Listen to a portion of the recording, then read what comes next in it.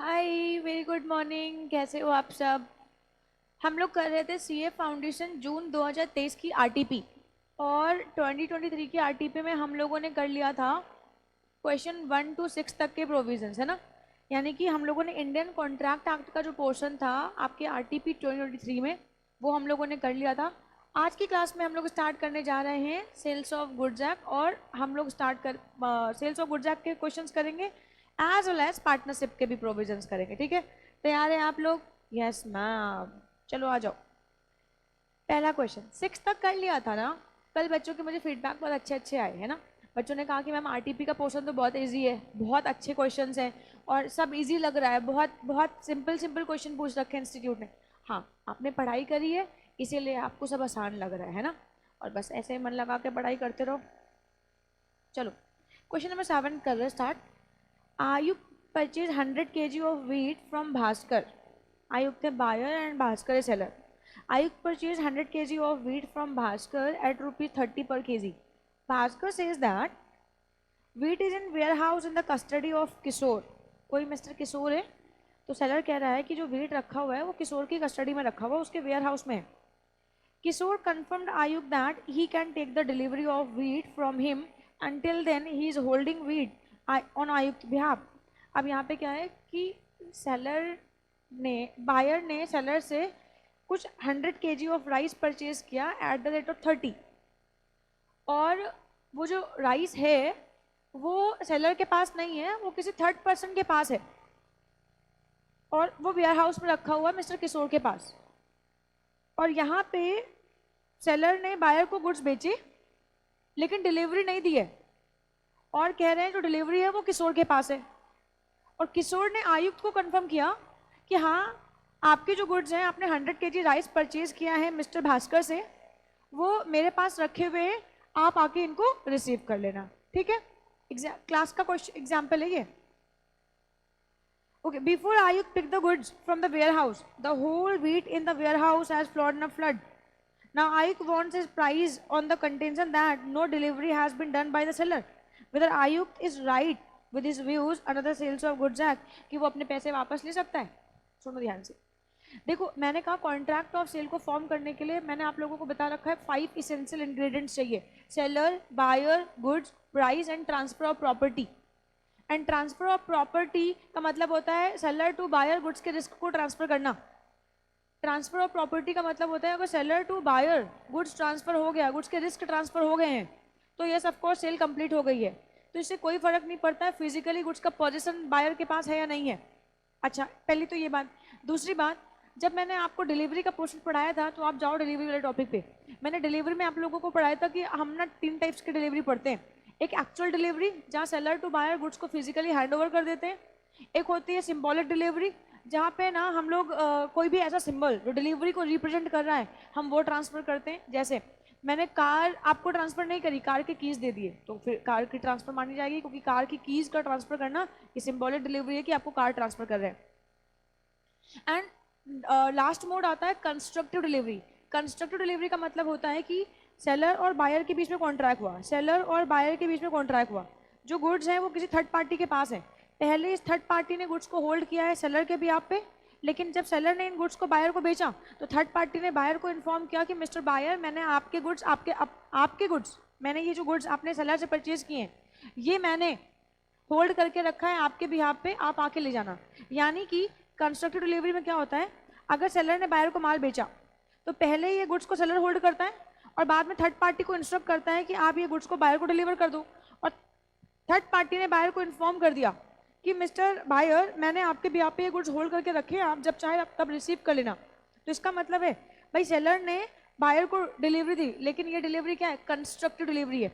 Seller ने buyer को notice में डाल दिया कि जो डिलीवरी है वो हमने आपको कर दी है, थर्ड पार्टी ने आपके बिहाफ पे गुड्स होल्ड किए, मेरे बिहाफ पे गुड्स होल्ड नहीं किए।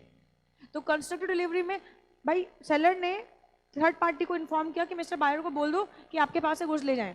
थर्ड पार्टी ने मिस्टर बायर को इन्फॉर्म किया कि आप आओ और आके ये गुड्स ले जाओ। तो मिस्टर थर्ड पार्टी कौन, किशोर की बात करें इस क्वेश्चन में। क्या किशोर जो है वो वेयर हाउस कीपर है। तो सेलर और बायर के बीच में एक थर्ड पार्टी है जिसको बोलते हैं किशोर। किशोर वेयर हाउस कीपर है और वो जो गुड्स हैं वो किसके पास है, किशोर के पास है। तो इसका मतलब ये है कि पहले किशोर ने गुड्स सेलर के बिहाफ पे होल्ड किए थे, अब किशोर ने गुड्स बायर के बिहाफ पे होल्ड किए।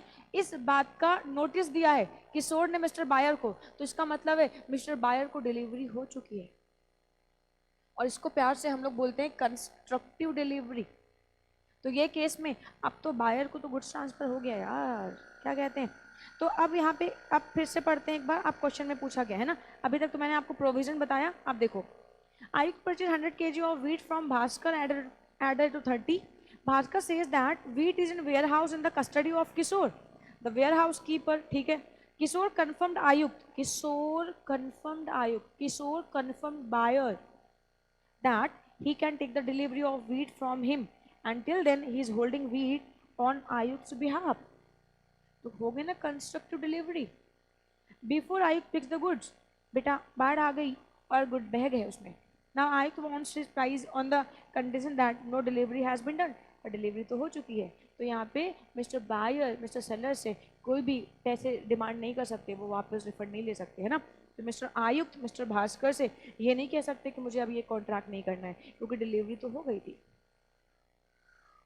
आ जाओ आंसर पे, रजिस्टर्ड आंसर आपके इंस्टीट्यूट ने क्या दे रखा है, एक बार देख लेते हैं। यहाँ पे देखते हैं, As per the provision of the Sales of Goods Act 1930, there are 3 modes of delivery. Actual delivery, physically transfer हो जाए। Constructive delivery, किसी और के पास गुड्स हैं, उसने नोटिस मिला दिया बायर को कि हमने आपके बिहाफ पे गुड्स होल्ड किए। सिंबॉलिक, कोई सिंबल ट्रांसफर करना। कार नहीं दिया आपको, मैंने आपको एक कार सेल करी, लेकिन कार अभी नहीं दिया, कार तो गोडाउन में खड़ी है, लेकिन अगर कार की कीज दे दिए तो सिंबॉलिक डिलीवरी हो गई। When delivery is affected without any change in the custody of actual possession of things, it is called constructive delivery. और delivery by acknowledgement, बेटा constructive का मतलब तो notice, acknowledgement मतलब notice. Constructive delivery takes place when a person is in possession of goods belonging to seller acknowledges to the buyer that he is holding the goods on behalf of buyer. On the basis of the above provision, in fact, it is clear that possession of the wheat has been transferred through constructive delivery. Hence, Ayuk is not right. Ayuk सही नहीं है, and he cannot claim the price back. वो contract को repudiate नहीं कर सकता है। आई कहानी समझ में? तो ये डिलीवरी वाले टॉपिक से था। आगे आते हैं हम लोग, 6 क्वेश्चन भी हो गया हमारे पास। अब हम आते हैं नेक्स्ट पॉइंट पे, 7 क्वेश्चन था ये। यहाँ पे देखते हैं, Priyansh order an iron window to an iron merchant for his new house. ठीक है, कोई मिस्टर प्रियांश हैं और उन्होंने एक विंडो परचेज करी है, कोई सेलर है उनसे। आयरन मर्चेंट का मतलब कि वो पर्टिकुलर पर्सन इस पर्टिकुलर चीज़ में डील कर रहा है ना। तो iron merchant sends his technician to take the size of window. तो उस मर्चेंट ने क्या किया, एक सेलर ने क्या किया, एक टेक्नीशियन को भेजा कि जाके ना प्रियांश के घर में विंडो का साइज ले लो। The technician comes at the side and take size of the area where the window is to be fitted. Afterwards iron merchant on discussion with his technician intimates Priyansh that cost of window will be 5,000. ठीक है, and he will take rupees 1,000 as advance. Priyansh gives rupees 1,000 in advance and rest after fitting the window. ठीक है, after 3 days when technician tried to fit the window made by him at the site of Priyansh, it was noticed that size of window was not proper. ओ, इसका मतलब technician ने size जो लिया वो सही नहीं था, यानी कि सेलर के साइड से मिस्टेक थी। Priyansh requests the iron merchant either to remove the defect or return his advance. Iron merchant replies that the window was specifically made for his site and the defect cannot be removed nor can it of other use. So he will not refund the advance money, rather Priyansh should give him the balance of rupees 4,000. State with reason whether under the provision of the Sales of Goods Act whether Priyansh can take his advance back. अरे कैसी बातें कर रहे हो? मैंने आप लोगों को पढ़ाई है इम्प्लाइड कंडीशंस, फिर मैंने उसमें कई सारे कंडीशन पढ़ाए थे। Condition as to title, as to description, sample and condition as to merchantability. Condition as to merchantability यानी जिस गुड्स को आप लेने गए हो किसी पर्टिकुलर सेलर के पास, तो उस सेलर की रिस्पॉन्सिबिलिटी बनती है कि वो गुड्स ना उस पर्टिकुलर पर्पस को फुलफिल करे। तो यहाँ पे कंडीशन एज टू मर्चेंटेबिलिटी लग जाएगी। और भाई आप ना इस विंडो का साइज़ लेके गए हो, आप ना इसको आपने प्रॉपर मेज़र किया हुआ है, तो वो विंडो जो है ना वो उस पर्टिकुलर चीज़ के लिए फिट होनी चाहिए। और अगर वो विंडो फिट नहीं है तो कंडीशन एज टू मर्चेंटेबिलिटी का ब्रीच हो जाएगा बेटा। और अब यहाँ पे तो सेलर मतलब बेचारा बायर कह रहा है मेरा 1,000 एडवांस वापस करो, सेलर कह रहा है हमें ना 4,000 रुपीज़ तुम दो। और डिफेक्ट भी सही नहीं करेगा और पैसे भी लेके जाएगा, ये तो गलत बात है। यहाँ पे क्या है, ब्रीच हो गया है। ब्रीच किसका हुआ? ब्रीच ऑफ कंडीशन हुई है। कौन सी कंडीशन की ब्रीच हुई है बेटा? कंडीशन एज टू मर्चेंटेबिलिटी की। सेलर, बायर ने सेलर को बताया था कि ये विंडो यहाँ लगनी है। सेलर ने उस विंडो को, टेक्नीशियन को भेजा था कि विंडो का नाप ले लो। अब तुमने उसके बाद अपना काम सही से नहीं किया तो उसमें उस बेचारे बायर की क्या गलती है? तो ये केस में मिस्टर बायर कोई भी पैसे देने के लिए लाइबल नहीं है, वो अपना 1000 भी एडवांस में ले लेंगे। यानी मिस्टर बायर, जब ब्रीच ऑफ कंडीशन होती है तो कितने राइट्स होते हैं? 2, है ना। हम कॉन्ट्रैक्ट को रेपुडिएट भी कर सकते हैं और डैमेजेस को भी रिकवर कर सकते हैं ना। To repudiate the contract and damages भी रिकवर कर सकते हैं। तो 8th क्वेश्चन का आंसर देखते हैं। To repudiate the contract and sue for damages. आ जाओ। By virtue of provision of Section 16 of the Sales of Goods Act 1930, there is an implied condition that the goods should be in merchantable position at the time of transfer of property. Sometimes the purpose for which the goods are required may be ascertained from the fact and conduct of the parties to the sale or from the nature of the description of the article purchase. तो yes, भाई उसने तो बताया था कि इस जगह window लगनी है, आप यहाँ विंडो लगाओ। In such case, the buyer need not tell the seller the purpose for which the buyer buy the goods, क्योंकि आपको तो उसने वो जगह दिखा दी जहाँ पे वो विंडो लगनी थी, तो वो विंडो ना वैसी होनी चाहिए। On the basis of above provision and fact given in the question, it is clear that as window size was not proper, हाँ, window was not in merchantable condition। क्या कहा इन्होंने यहाँ पे? Window was not in merchantable condition. Hence, the implied condition as to merchantability was not fulfilled and Priyansh has the right to avoid the contract and recover the advance money back। आई कहानी समझ में? तो please ध्यान रखना ये बात को। ये वाला क्वेश्चन भी हमारा हो गया और इसके बाद अगला क्वेश्चन कौन सा है यार? क्वेश्चन नंबर 9 कराते हैं। Ayushman is the owner of a residential property situated at Indraprastha Marg। ठीक है, New Delhi। He wants to sell this property and for this purpose he appoints Ravi, a mercantile agent, with a condition that Ravi will not sell the house at a price not less than 5 crore. ओ, कल तो मैंने, कल वाली class में तो मैंने same question करवाया, same example मैंने करवाया कल वाली क्लास में। जो बच्चे अभी दिसंबर एग्जाम के लिए है ना, तो मैंने उनको ना सेम एग्जाम्पल करवाया हुआ है कल, है ना। कल मैंने यही वाली मैगजीन पढ़ाई है जिसपे ये कॉन्सेप्ट बेस्ड है। चलो आज देखते हैं क्या है। तो Ayushman is the owner of a residential property situated at Indraprastha Marg, New Delhi. He wants to sell this property and for this purpose he appoints Ravi। तो कोई मिस्टर आयुष्मान है जिनको अपनी प्रॉपर्टी बेचनी है, उन्होंने मिस्टर रवि को अपॉइंट किया ऐसा mercantile agent, with a condition that Ravi will not sell the house at a price not less than 5 crore. Ravi sell the house for ₹4 crore. यानी एक मिस्टर सेलर हैं, उन्होंने अपने अंडर में एक एजेंट अपॉइंट किया हुआ है और इनसे कहा है कि आपको ये घर बेचना है 5 करोड़ में। ठीक है, तो यानी इन्होंने, मिस्टर सेलर ने अथॉरिटी कितने की दी है कि आप ये घर 5 करोड़ से नीचे नहीं बेचोगे। मिस्टर एजेंट ने कितने में बेच दिया? 4 करोड़ में। यानी मिस्टर एजेंट के पास 4 करोड़ में वो घर बेचने की अथॉरिटी नहीं थी। प्लीज फोकस करना, मिस्टर एजेंट के पास उस घर को बेचने की 4 करोड़ में अथॉरिटी नहीं थी। बट आगे देखते हैं। Ravi sells the house for ₹4 crore to Mudit who buy in good faith. Ravi misappropriate the money received from Mudit. Ayushman files a suit against Mudit to recover his property. Decide reason, can Ayushman do so under the Sales of Goods Act? Please यहाँ पे देखेंगे। देखो, मैंने आप लोगों को एक magazine पढ़ाई थी, नेमो डेट कॉड नॉन हैबिट पढ़ाई थी मैंने आप लोगों को एक मैगजीन पढ़ाई थी, नेमो डेट कॉड नॉन हैबिट, जिसमें मैंने आप लोगों को पढ़ाया था कि देखो, जिसके पास किसी गुड्स का टाइटल नहीं होता है, किसी चीज़ का टाइटल नहीं होता, वो किसी और को भी वो चीज़ का टाइटल ट्रांसफ़र नहीं कर सकता, है ना। इसके बाद ना इसके कुछ एक्सेप्शंस भी मैंने पढ़ाए थे और पहला ही एक्सेप्शन मैंने आप लोगों को पढ़ाया था। ये देखो, ये क्वेश्चन इस मैगजीन पे बेस्ड है। No one can give a better title to the goods than what he himself has not. जो पर्सन किसी गुड्स का टाइटल खुद होल्ड नहीं करता है, वो उस गुड्स का टाइटल किसी और को ट्रांसफर नहीं कर सकता, है ना। नेमो डेट कॉड नॉन हैबिट, no one can give or transfer what does not himself possess. जो किसी व्यक्ति के पास खुद नहीं है वो उसको ट्रांसफर नहीं कर सकता। यानी कि ये क्वेश्चन में क्या हुआ, सेलर ने अपॉइंट किया एक एजेंट को और इससे कहा कि मेरा घर बेच दो, यानी सेलर ने घर बेचने की अथॉरिटी दी है सेलर एजेंट को, और कहा है 5 करोड़ में बेचना। एजेंट ने कितने में बेच दिया? 4 करोड़ में बेच दिया। तो 4 करोड़ में बेचने की अथॉरिटी तो नहीं थी इसके पास, लेकिन तब भी बेच दिया। तो मुद्दा ये आता है कि जो मिस्टर बायर हैं, क्या उनको गुड टाइटल मिलेगा इस प्रॉपर्टी का? तो सुनिए, इस मैगजीन के कुछ एक्सेप्शन है।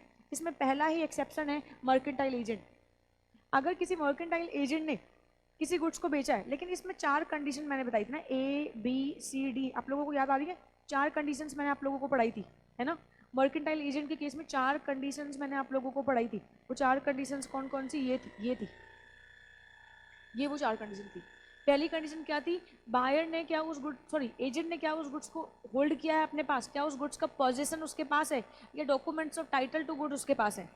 तो इस क्वेश्चन में है कि मिस्टर सेलर जो हैं उन्होंने अपने एजेंट को अपॉइंट किया, और अपॉइंट करके उसको ना पोजीशन दिया उस प्रॉपर्टी का, है ना, डॉक्यूमेंट्स दिए कि तुम इस घर को बेच दो 5 करोड़ में। तो पहली कंडीशन फुलफिल होती है, बायर के पास पोजीशन है। दूसरी बात होती है कि क्या agent ordinary course of business में ये कर रहा है? यस।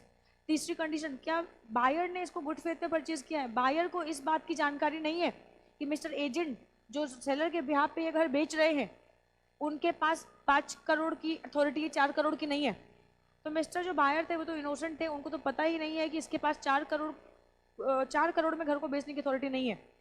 मिस्टर बायर ने गुड फेथ में उस घर को परचेज कर लिया, और फॉर कंसिडरेशन। तो जैसे ही ये 4 कंडीशन फुलफिल होती है, बेटा जो गुड्स है वो बायर को ट्रांसफर हो जाएगा। यानी कि अब मैं इनका नाम लिखती हूँ, अब मैं नाम लिखती हूँ और पूरी कंडीशन यहाँ समझाती हूँ। मैंने पहले प्रोविजन समझाया। कौन सा क्वेश्चन था? आयुष्मान वाला। तो एक मिस्टर आयुष्मान है, एक मिस्टर और कौन है सेल द प्रॉपर्टी, ये अपॉइंट्स रवि। रवि कौन है? इनका एजेंट है। रवि कौन है? इनका एजेंट है, ठीक है। और इसने किसको गुड्स बेच दिया है? इसने बेच दिया मुदित को, मुदित को। और वो 4 कंडीशंस फुलफिल हो रही हैं जो मर्केंटाइल एजेंट अगर कोई गुड्स किसी थर्ड पार्टी को बेचता है तो उसको गुड टाइटल ट्रांसफर होता है। तो आयुष्मान ने 5 करोड़ में कहा था कि 5 करोड़ में बेच देना, इसने 4 करोड़ में बेचा, लेकिन इसके पास गुड्स का पोजीशन था, इसने ऑर्डिनरी कोर्स ऑफ बिजनेस में बेचा, और बायर ने गुड फेथ में फॉर कंसिडरेशन परचेज कर लिया। तो बायर को बेटा गुड टाइटल ट्रांसफर हो जाएगा, और मिस्टर आयुष्मान ना ही उस घर को रिकवर कर पाएंगे मिस्टर मुदित से, और ना ही 1 करोड़ रुपीज। आयुष्मान मुदित से ना ही वो घर रिकवर कर पाएंगे, ना ही वो 1 करोड़ रुपीज, क्योंकि मुदित को गुड टाइटल ट्रांसफर हो चुका है।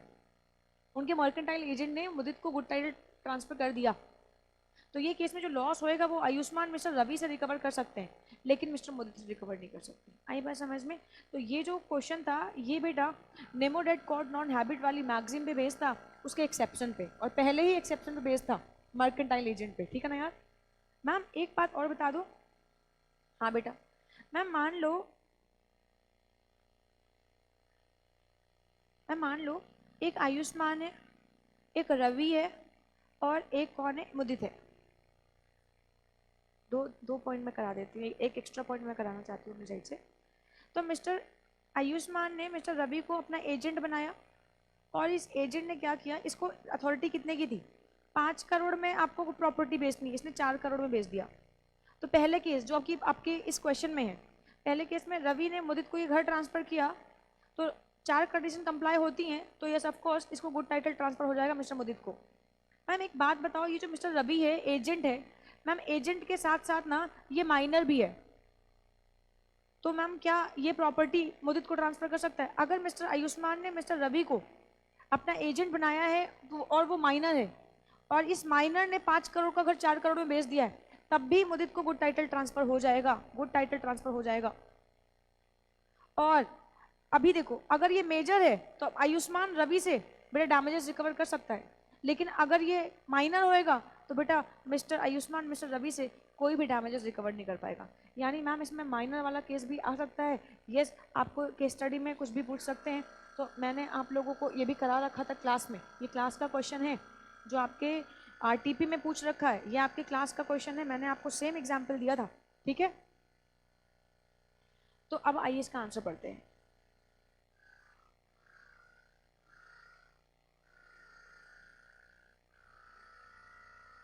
आ जाओ। एज पर the proviso of section 27 of the sales of good, proviso मतलब exception, As per the proviso of section 27 of the Sales of Goods Act 1930, a sale made by mercantile agent of the good would pass a good title to the buyer in the following circumstances, namely, if he was in the possession of the goods or documents with the consent of the owner. यानी कि अगर नेमोडेट code non habit कहती है कि जिसके पास title नहीं वो title transfer नहीं कर सकता, लेकिन इसका पहला एक्सेप्शन अगर किसी मर्केंटाइल एजेंट ने अपने प्रिंसिपल के बिहाफ पे कोई माल किसी को बेचा है थर्ड पार्टी को और ये कंडीशंस अप्लाई होती हैं तो उस पार्टी को गुड टाइटल ट्रांसफर हो जाएगा। तो पहली क्या है, पोजीशन आपके पास होना चाहिए, documents of title to goods आपके पास होना चाहिए। दूसरी है, if the sale was made by him when acting in the ordinary course of business, हाँ ऑर्डिनरी कोर्स ऑफ बिजनेस में ही कर रहा था। If the buyer had acted in good faith, buyer ने गुड फेथ में, यानी बायर को इस बात की जानकारी ही नहीं है कि मिस्टर एजेंट को 4 करोड़ में घर बेचने की अथॉरिटी नहीं है, यानी मिस्टर बायर गुड फेथ में उस घर को परचेज कर रहे हैं। And has at the time of the contract of sale no notice of the fact that the seller had no authority to sell. On the basis of above, it can be said that Ravi, the mercantile agent, sells property to Mudit, who bought in good faith. Mudit obtained good title. Mudit obtained good title of the residential property. Hence, Ayushman cannot recover his property from Mudit. Rather, Ayushman can recover his loss from Ravi. लेकिन अगर रवि हो जाए minor तो फिर रवि से भी नहीं कर पाएगा। कई बार समझ लें, लेकिन मैं माइनर ने अगर वो प्रॉपर्टी बेच दी तो प्रॉपर्टी बेच दी, गुड टाइटल ट्रांसफर हो जाएगा। आई बार समझ में, माइनर एजेंट बन सकता है इस बेसिस पे। आगे बढ़ते हैं, ये क्वेश्चन भी हो गया हमारा, है ना। अब इसके बाद आता है अगला question. A agreed to sell certain goods to B on a certain date on 10 days credit.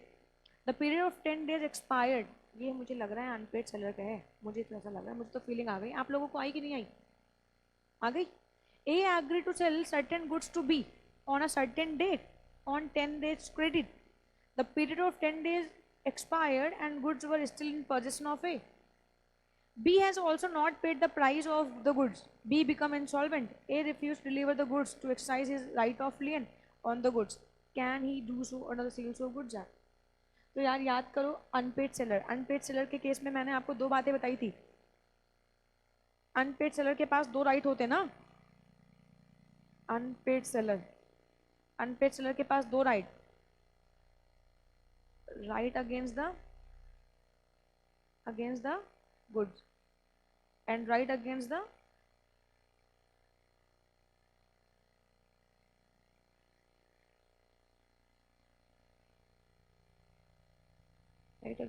buyer।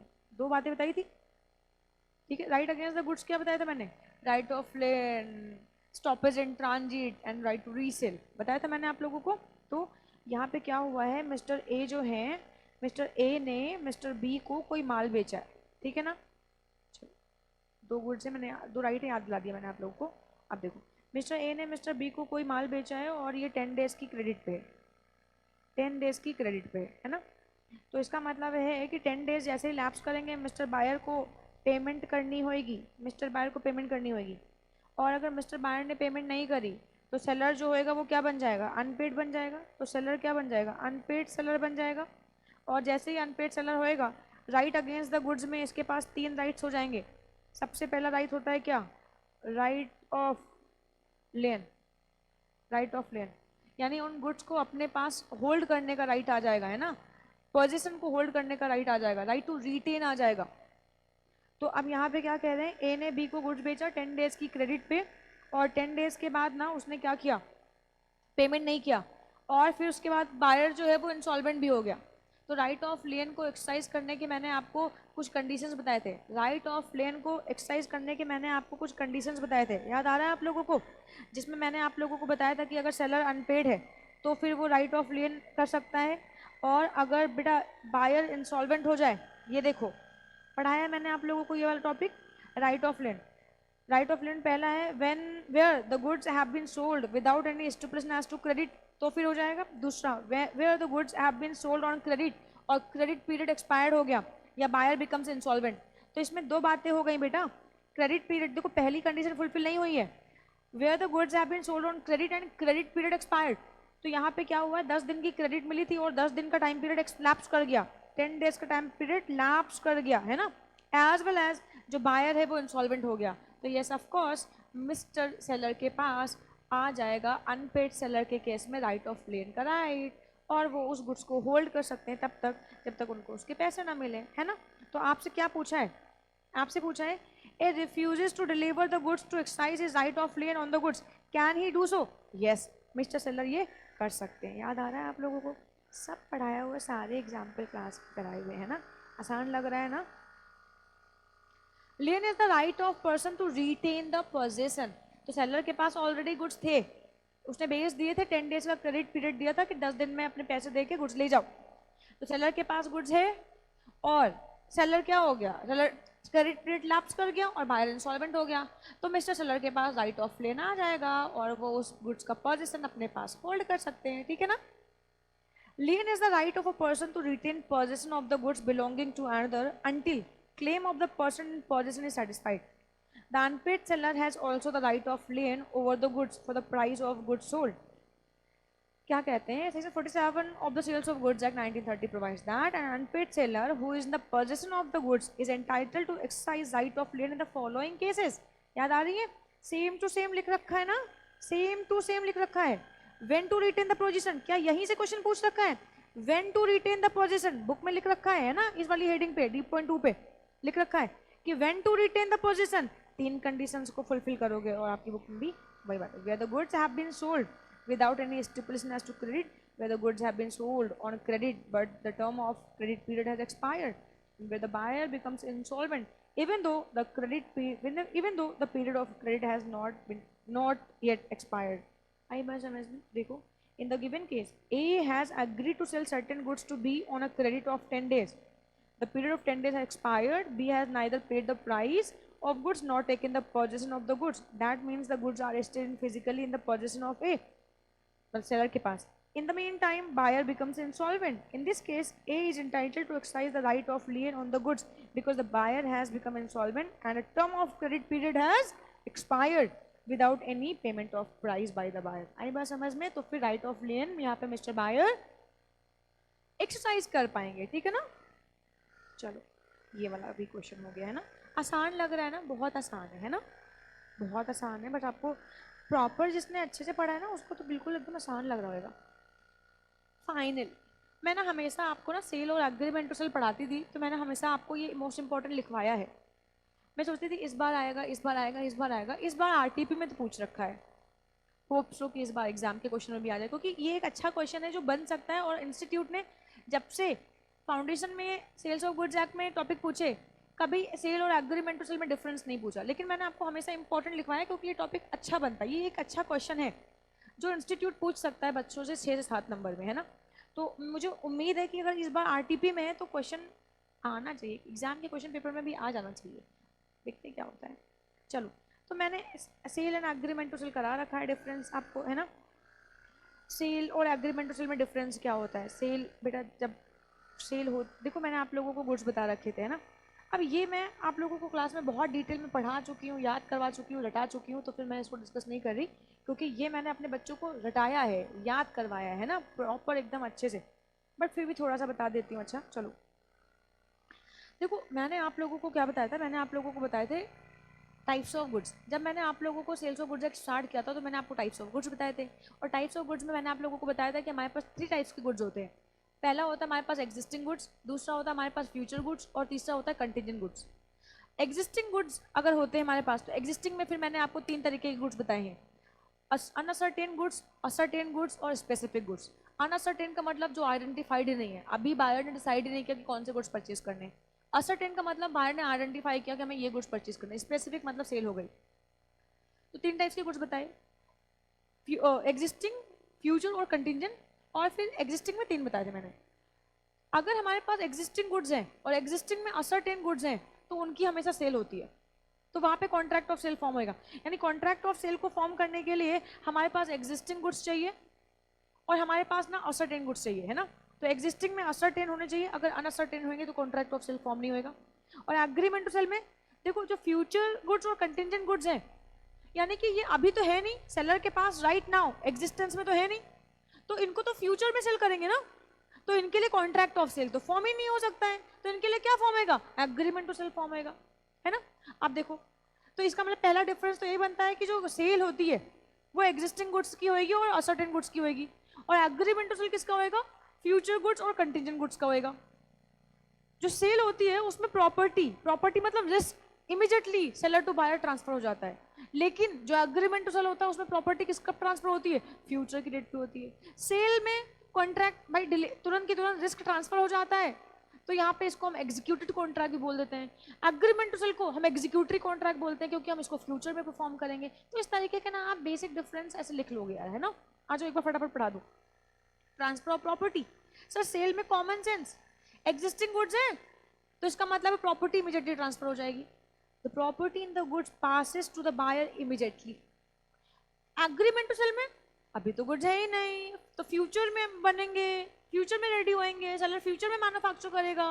Contingent goods है तो फिर इनके केस में एग्रीमेंट टू सेल बनेगा। जब गुड्स ही नहीं है तो रिस्क कहाँ से ट्रांसफर होंगे, रिस्क ट्रांसफर नहीं होंगे, यानी कि एग्रीमेंट टू सेल में property in the goods passes to the buyer on future date on fulfilment of some conditions.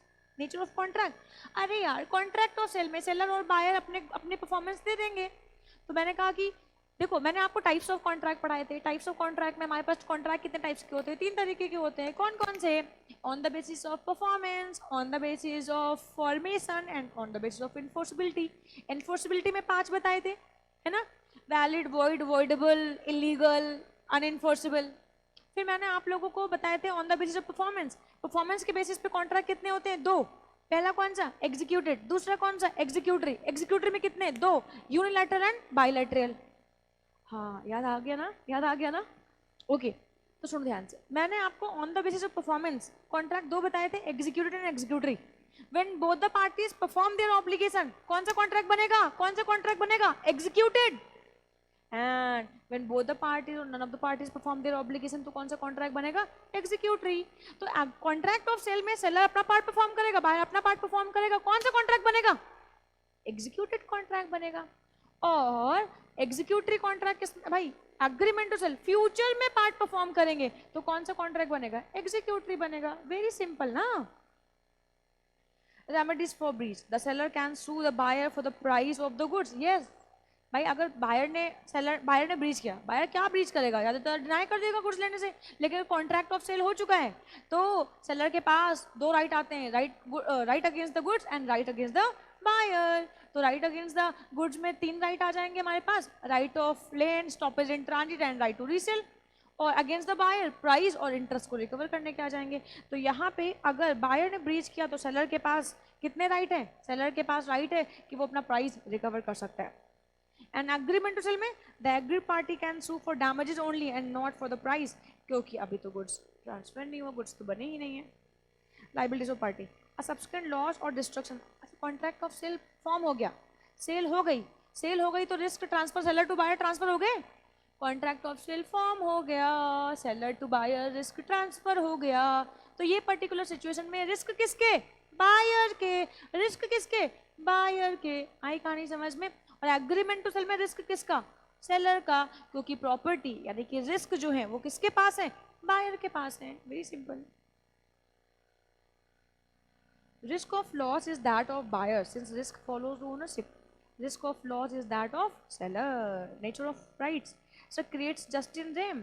Sir यहाँ पे ना अगर सेलर ने बायर को गुड्स बेच दिया तो बायर के पास गुड्स के अगेंस्ट सारे राइट क्रिएट हो जाते हैं, है ना।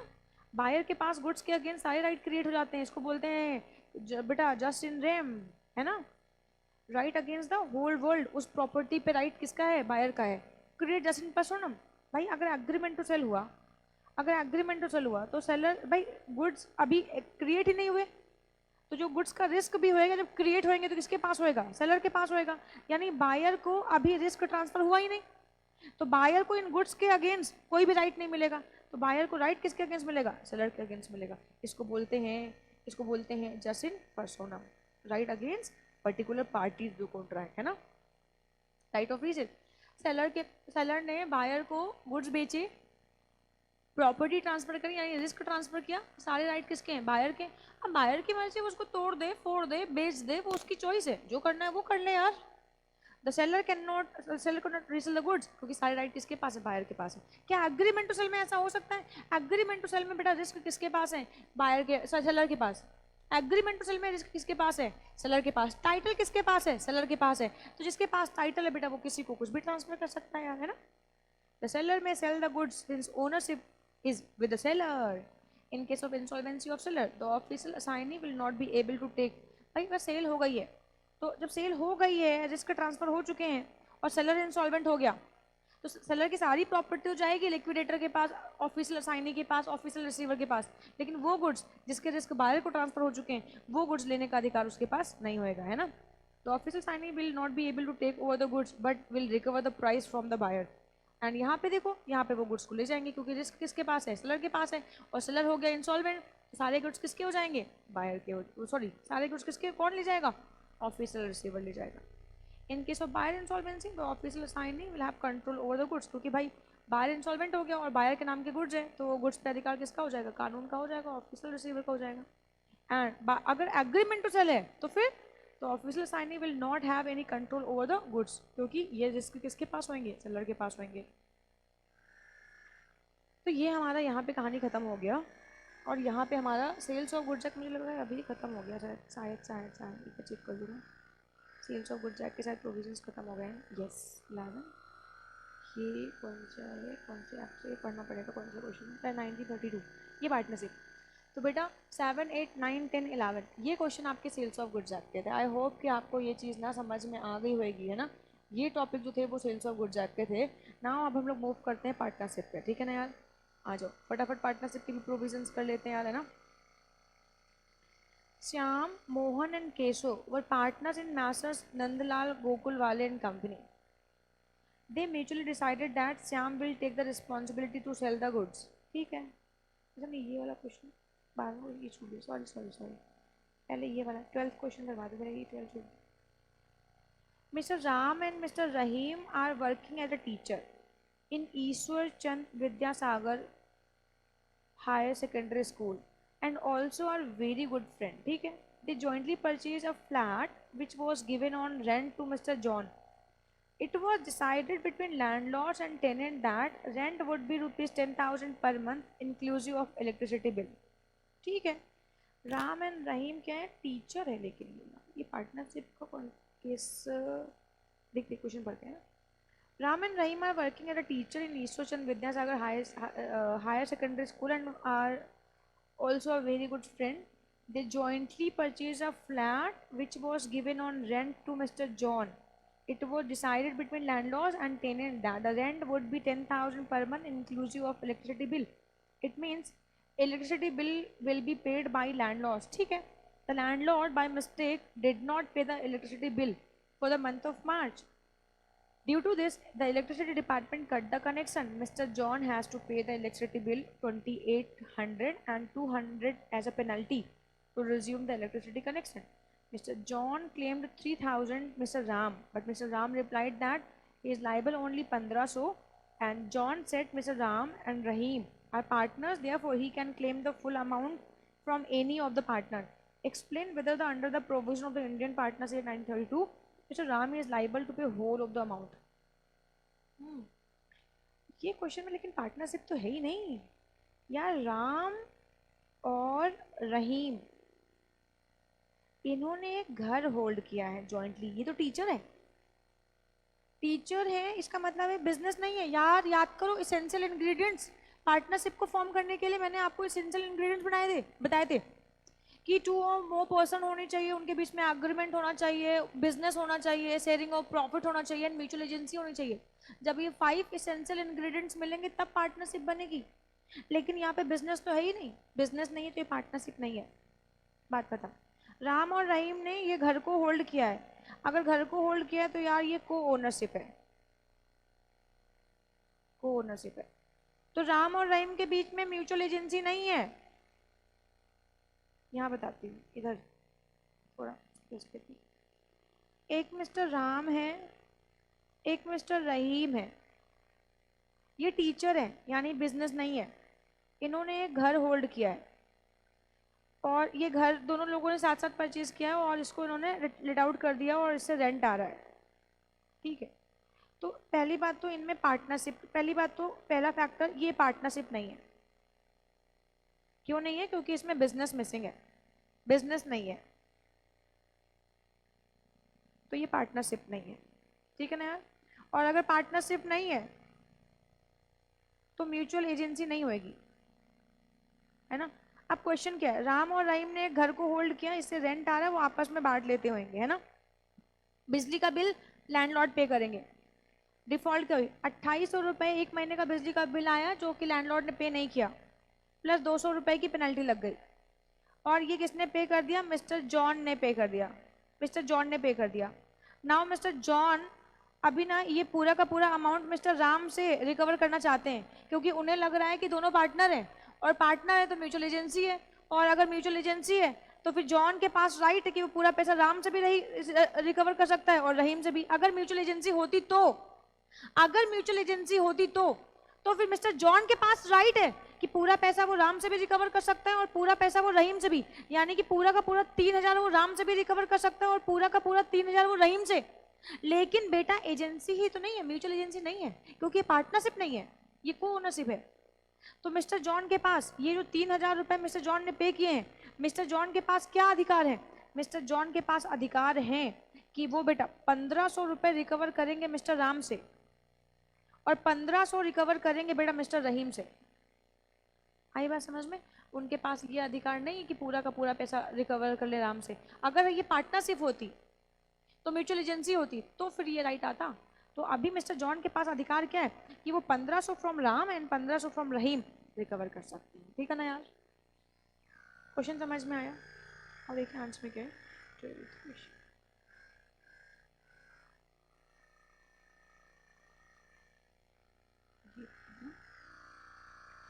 According to Section 4 of the Indian Partnership Act 1932, partnership is in relation between the person who have agreed to share profits of a business.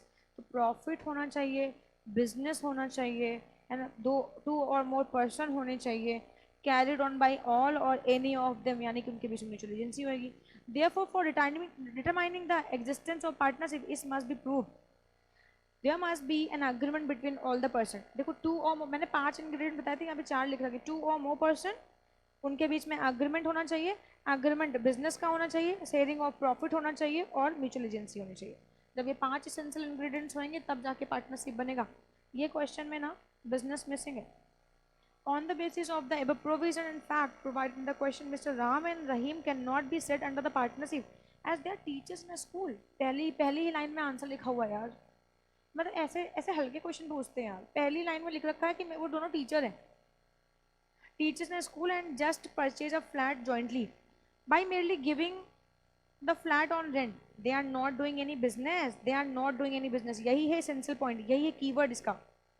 They are just earning the income from the property under the co-ownership, hence there is no partnership between them। Therefore Mr. Ram is liable to pay his share only 1500 and Mr. John has to claim rest 1500 from Mr. Rahim। very simple, बहुत simple question था ये, बहुत simple question था।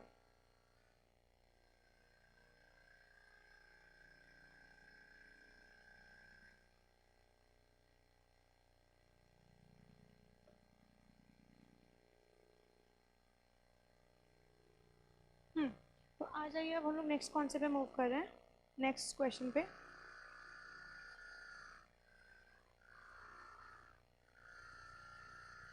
कौन से question आओ,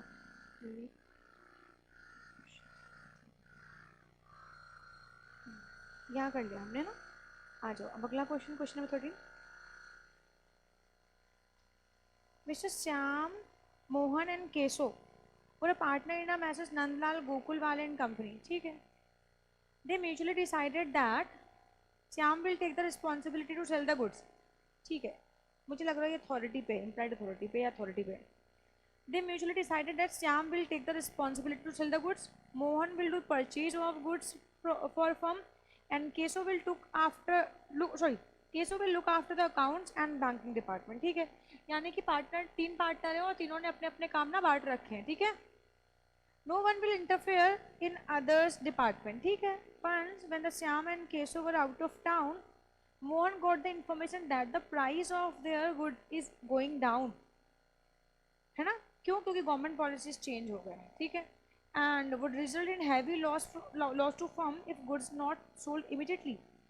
He tried to contact Shyam who has authority to sell the goods when Mohan couldn't contact to Shyam, मतलब मोहन जो है वो श्याम से कांटेक्ट नहीं कर पाया। He sold all the goods at some reduced price to save the firm from heavy losses. Therefore, Shyam and Keshav denied accepting the loss due to sale of goods at received reduced price, and it's only Shyam who has express authority to sell the goods. इसका तो consequence the provision of the Indian Partnership Act की क्या करें इस question में? सुनो ध्यान से। जब भी पार्टनरशिप में पार्टनर्स ना आपस में अथॉरिटी बांट लेते हैं कि भाई तुम्हारी अथॉरिटी ये है तुम ये कर सकते हो, तुम्हारी अथॉरिटी ये तुम ये कर सकते हो, तुम्हारी अथॉरिटी ये तुम ये कर सकते हो, तो आपको जितनी भी अथॉरिटी फर्म से मिली है आपको जो भी एक्ट करना है वो विद इन अथॉरिटी करना है। बियॉन्ड द अथॉरिटी अगर एक्ट करोगे और फर्म को कोई लॉस हुआ तो उसके लिए पार्टनर पर्सनली लाइबल होंगे। बता रखा है मैंने आप लोगों को। अगर पार्टनरशिप फर्म में कोई पार्टनर है और उनको ऑलरेडी कोई अथॉरिटी दे दी गई है तो पार्टनर्स की ये जिम्मेवारी बनती है, ये उनकी रिस्पॉन्सिबिलिटी है कि वो विद इन अथॉरिटी एक्ट करें। बियॉन्ड द अथॉरिटी अगर आपने एक्ट किया और फर्म को कोई लॉस हुआ तो इसके लिए पार्टनर पर्सनली लाइबल होंगे फर्म के लिए। लेकिन लेकिन अगर इमरजेंसी है तो partner beyond the authority act कर सकते हैं और उसके लिए पूरी फर्म लाइबल होगी, अकेले पार्टनर पर्सनली लाइबल नहीं होएगा। ये क्वेश्चन में साफ साफ दिख रहा है कि मिस्टर मोहन जिनके पास अथॉरिटी नहीं थी गुड्स को सेल करने की, उन्होंने गुड्स को बेच दिए रिड्यूस प्राइस पे, कम प्राइस पे, लोअर प्राइस पे, क्योंकि मार्केट गवर्नमेंट पॉलिसीज चेंज हो गए और मार्केट में उन गुड्स के जो प्राइस है वो कम हो गए हैं। और अगर सही टाइम पे मोहन उन गुड्स को नहीं बेचेगा तो मार्केट तो उसके उन गुड्स के प्राइस और कम हो जाएंगे और फाइनली पूरे फर्म को नुकसान होएगा।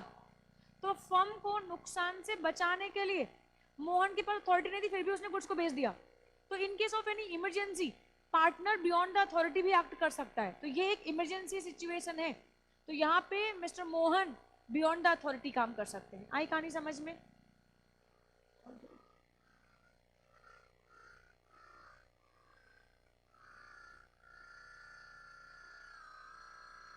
According to Section 20 of the Indian Partnership Act 1932, the partners in a firm may, by contract between the partners, extend or restrict the implied authority of any partner, notwithstanding any such restriction, any act done by a partner on behalf of the firm which falls within his implied authority binds the firm, unless the person to whom is dealing knows the restriction or does not know or believe that partner to be a partner.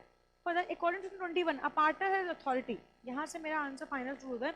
Further, according to section 21, a partner has authority in emergency. A partner has authority in an emergency to do all such act.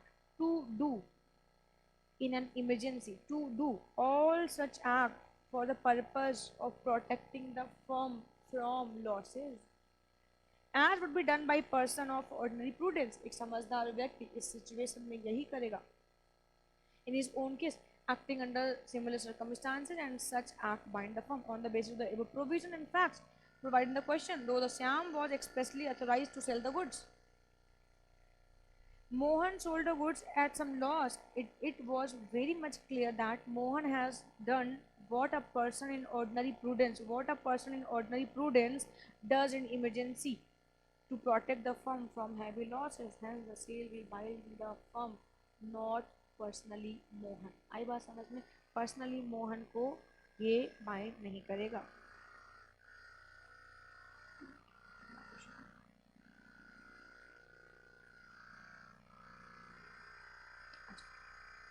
X and Y were partner in a firm. The firm was dissolved on 12 June 2022, but no public notice was given. ठीक है।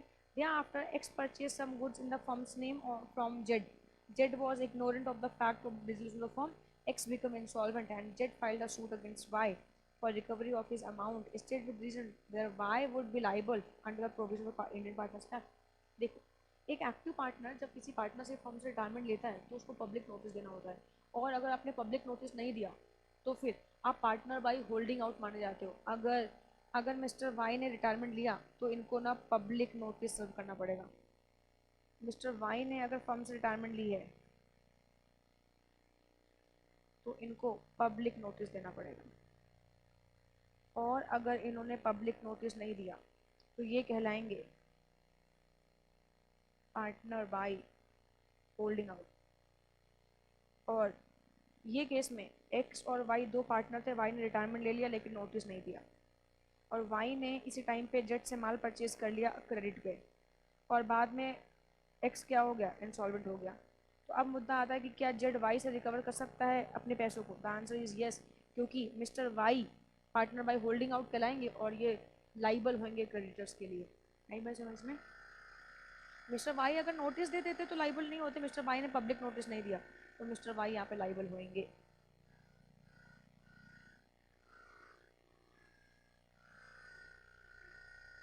By virtue of provision of section 45 of the Indian Partnership Act 1932,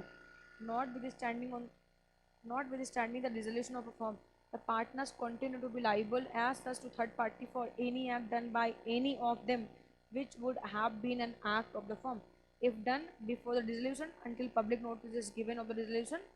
In the instant case, X and Y were partner in a firm which was dissolved but no public notice was given. After dissolution, X purchased some goods in the firm's name from Z, who was ignorant of the fact of dissolution of firm. X became insolvent. Z filed a suit against Y for recovery of his amount. Following the provision of section 45, X and Y are continuing liable against third party even after dissolution of the firm until public notice is given. Until public notice is given. Until public notice is given. As in the given problem, X become insolvent, Y will be liable. X become insolvent, Y will be liable. Y will be liable. आई कहानी समझ में? अगले question पे I hope कि आपको आसान लग रहा होगा आरटीपी, है ना? काफ़ी क्वेश्चन आसान क्वेश्चन दे देते हैं इसमें।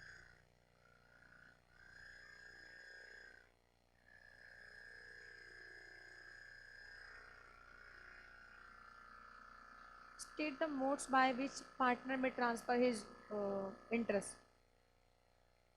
State the modes by which a partner may transfer his interest in the firm in favor of another person under Indian Partnership Act, and what are the rights of such transferring. देखो, partnership जो होता है वो प्रोड्यूसरी relation होता है partnership में, एक partners के बीच में। पार्टनरशिप ट्रस्ट एंड कॉन्फिडेंस पे बेस्ड रिश्ता होता है। पार्टनरशिप ट्रस्ट एंड कॉन्फिडेंस पे बेस्ड रिश्ता होता है, और यहाँ पे पार्टनर्स अपने शेयर को ट्रांसफर नहीं कर सकते हैं किसी थर्ड पार्टी को, है ना? लेकिन अगर consent of all the partner हो तो एक पार्टनर अपने इंटरेस्ट को ट्रांसफ़र कर सकता है किसी भी थर्ड पार्टी को, अपनी जगह पे वो अपॉइंट करवा सकता है एज अ पार्टनर, लेकिन उसके राइट ना नॉर्मल पार्टनर की तरीके से नहीं होंगे, कुछ अलग राइट्स होंगे, मतलब कुछ कम राइट्स मिलते हैं। देखो, एक्स वाई जेड तीन पार्टनर थे, एक्स वाई जेड तीन पार्टनर थे। जेड ने अपनी जगह पे किसी मिस्टर ए को कहा कि तुम मेरी जगह पे पार्टनर बन जाओ, तो एक्स वाई जेड ने जब पार्टनरशिप फॉर्म करी तो इनके बीच में ट्रस्ट एंड कॉन्फिडेंस का रिश्ता था।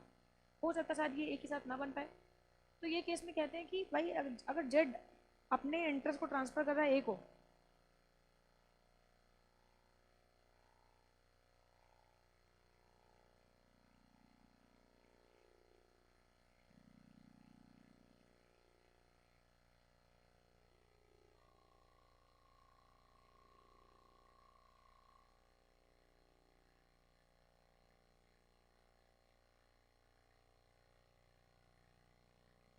आई और जेड ये तीन पार्टनर हैं, और मिस्टर जेड अपनी जगह पे किसी मिस्टर ए को अपॉइंट करना चाहते हैं, तो हो सकता है कि जो relation X Y and Z के बीच में था, हो सकता है साथ ए के साथ वो इस्टेब्लिश ना हो पाए।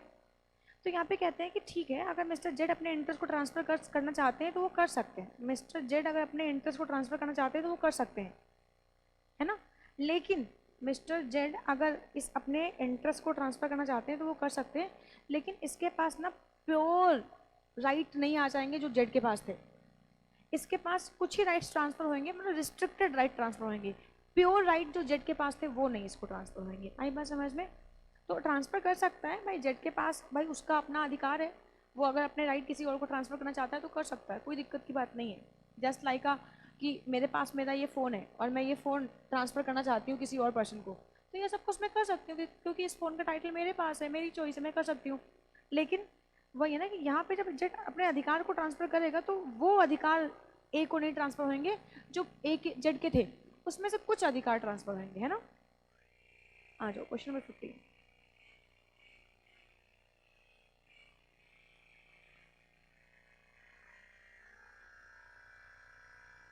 Section 29 of the Indian Partnership Act 1932 provides that a share in a partnership transferable like any other property, but as per the partnership relation, sorry, एक मिनट फिर से, As per Section 29 of Indian Partnership Act 1932 provides that a share in a partnership is transferable like any other property. But as per the partnership, relationship is based on the mutual trust and confidence. The assignee of a partner's interest by sale, mortgage, or otherwise cannot enjoy the same rights and privileges as the original partner. तो यही बात आपको बताने की कोशिश करी थी. Yes, of course, mister Z अपने राइट्स ट्रांसफर कर सकते हैं. बिल्कुल भाई, मेरे पास ये फ़ोन है, इस फ़ोन के राइट मेरे पास है, मैं किसी को भी ट्रांसफ़र कर दूँ ये फ़ोन, मैं कर सकती हूँ. बट यहाँ पे भाई जो प्योर टाइटल मेरा है वो टाइटल शायद प्योर टाइटल किसी और को ना मिले, है ना. तो वही चीज़ यहाँ पे है. The rights of such transferee are as follows. Transferee के राइट्स क्या हैं? During the continuance of partnership the transferee is not entitle to interfere with the conduct of the business. ओ, यानी कि मिस्टर जेड के पास, अगर मिस्टर जेड पार्टनर है, मिस्टर जेड के पास इंटरफेरेंस के राइट है, लेकिन ट्रांसफरी के पास नहीं होंगे. टू रिक्वायर अकाउंट्स, आप बुक्स ऑफ अकाउंट्स को नहीं देख सकते हो. आप सिर्फ उन्हीं बुक्स ऑफ अकाउंट्स को देख सकते हो जिसमें आपका प्रॉफिट है. भाई आप पार्टनर बनोगे तो आपको प्रॉफिट में हिस्सेदारी मिलेगी, तो आप वही बुक्स ऑफ अकाउंट्स देख सकते हो जिसमें आपके प्रॉफिट्स लिखे हो, है ना. सारे बुक्स ऑफ अकाउंट्स नहीं देख सकते हो. To inspect books of the firm, तो ये भी नहीं कर सकते. Is only entitle to receive the share of profit, है ना.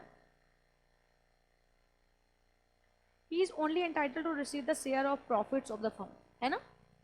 And transferring partner, and he is bound to accept the profits as agreed to by partners, है ना.